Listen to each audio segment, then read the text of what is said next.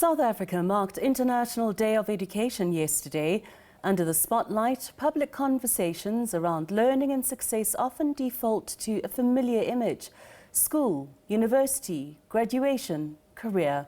While academic pathways play a vital and valuable role in the education ecosystem, they're not the only way people learn, grow and contribute meaningfully to the economy.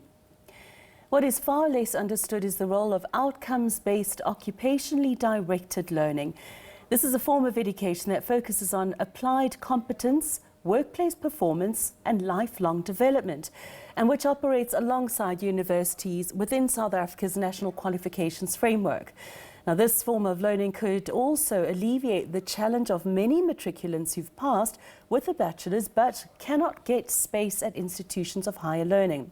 According to education sector reporting, South African universities received application volumes many times greater than available spaces, with institutions such as the University of Johannesburg receiving nearly 700,000 applications for a mere 11,000 first-year places, while other major universities report similar pressures on capacity. Well, to help us understand the significance of occupational learning and training is learning and development specialist Noreen MacPherson. She joins us now for more. Good evening. Thanks for joining us on Late Edition tonight. How best can one define outcomes-based, occupationally directed learning? Sorry, the sound is not very good. Could you please repeat the question? Sure, let's try that again. How best can one define outcome-based, occupationally directed learning? Okay, so outcomes-based, occupationally directed is exactly what it says it is. When we are training and learning, we need to focus on the outcome, what we're able to do on the completion of the training, and it should be directed at a specific occupation that you have chosen to pursue. So it needs to be focused and it needs to be driven in terms of what are the jobs out there and what are the jobs that we need. So is this focused on practical workplace skills, assessment and facilitation? So yes, it's very much about being practical, hands-on, doing what you need to do to be able to perform in a position. So practical application of learning becomes very, very important in the workplace. Can you give us an example of those careers?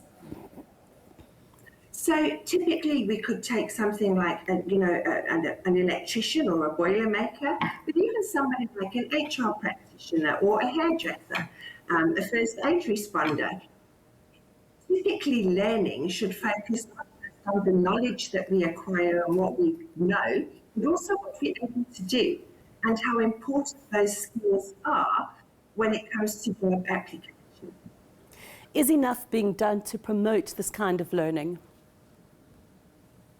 Sorry? Is enough being done to promote this kind of learning?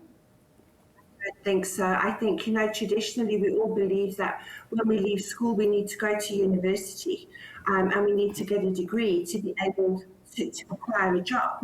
And the reality is that is not true.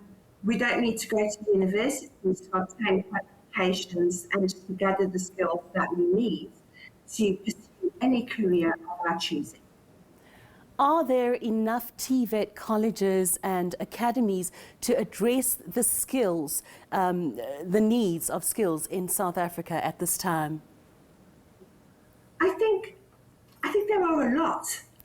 Whether it's enough, I'm not 100% sure, but I certainly think there are many TVET colleges, skills providers, other institutions of learning out there that are able to offer qualifications other than a degree at university.